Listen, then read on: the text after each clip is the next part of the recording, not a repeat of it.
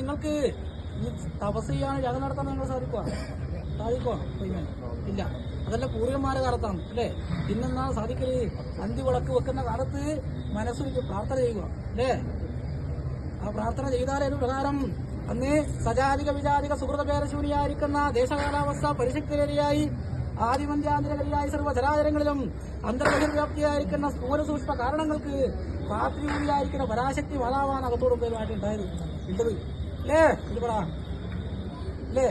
എന്നെ നിങ്ങൾക്ക് കോളം പ്രമാണം കാണാൻ സാധിക്കുന്നുണ്ട്, എന്നെ നേരിലും കാണാൻ സാധിക്കും. എന്റെ പൂമാനൻ എന്താ സാധിക്കാത്തത്? നിങ്ങൾ ആലോചിക്കണം കുറച്ചപ്പറ. എന്റെ പൂമാനനെ കെട്ടിയാടിക്കലുണ്ടോ? കോലം പ്രമാണം ഉണ്ടോ? എന്താണ് എന്തിനാണത് അല്ലേ? ആ സൗന്ദര്യത്തെ വർണ്ണിക്കാൻ ഇന്ന് ആരെങ്കിലും ഉണ്ടോ? കുറച്ചപ്പറ ആ മാതാവിന്റെ അല്ലേ? അതുകൊണ്ടാണല്ലോ അത് അല്ലേ? ആ ദേവിയുടേതായിരിക്കുന്ന സൗന്ദര്യത്തെ വർണ്ണിക്കാൻ ആരാനും സാധിക്കൂല അല്ലേ? അതുകൊണ്ടാണ് ഇന്നും മായയായി ഭവിച്ച് നിങ്ങൾക്ക് അനുഗ്രഹം ചെയ്യുന്നത് അല്ലേ? കുറച്ചപ്പടാ ഉണ്ടല്ലോ, ഗ്രാഹ്യമുണ്ടല്ലോ, അറിയാറോ അല്ലേ?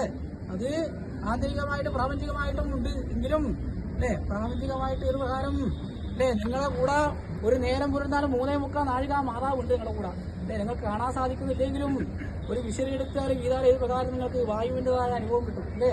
അത് പ്രകാരം പ്രാർത്ഥന എന്നിരിക്കുന്ന വിശരി കൊണ്ട് നിങ്ങൾ വീശിയാൽ ആ മാതാവിൻ്റെതായ അനുഭവം നിങ്ങൾക്ക് കിട്ടും.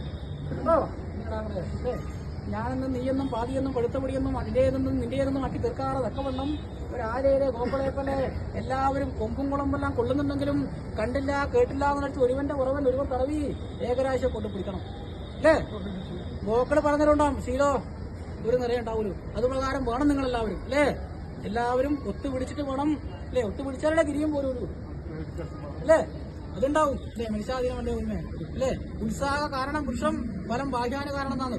ഉത്സാഹിച്ചിട്ട് വൃക്ഷം നട്ടാല് അതിന്റെ ഫലം എങ്ങനെയാണ് നിങ്ങൾക്ക് കിട്ടുന്നത് അല്ലേ? വൃക്ഷം നടാൻ പറ്റും, ഫലം നിങ്ങൾക്ക് ഉണ്ടാക്കാൻ പറ്റുമോ? ഇല്ല. അതിനെന്ത് വേണം? ഭാഗ്യം വേണം, ദൈവാധീനം വേണം അല്ലേ? അങ്ങനെ ഉത്സാഹിച്ചിട്ട് നിങ്ങൾ വൃക്ഷം നട്ടോ, അതിൻ്റെതായ ഫലം ഞാനും വേണ്ടി ദീർഘങ്ങാതിന്റെ പൂമാലി തരുന്ന നിർത്തി പോരെ അല്ലേ? എല്ലാവരും ഇത് ചിന്ത വേണം അല്ലേ? അല്ലേ? ഭക്തി വേണം കേട്ടോ. നാലാളെ മുമ്പിൽ മാത്രം വെളുക്ക ചിരിച്ചാൽ പോലെ ഏകമായ മനസ്സുകൊണ്ട് അല്ലേ? ഒന്നാമെന്നൊരു ബോധം വേണം നിങ്ങൾക്ക് കേട്ടോ. ഇരിക്കട്ടെ. ഇനി അനേക എണ്ണക്കൂറുണ്ടല്ലോ വെച്ചപ്പോഴാ അല്ലേ? അനേകം മൊഴിയെ കൊണ്ടൊന്നും അർത്ഥത്തെ കൊടുക്കണ്ട അല്ലേ? ഇരിക്കട്ടെ. ഇനി നല്ലതായിരിക്കണം അല്ലേ? നടക്കും പരിപാടി വിളിക്കട്ടെ.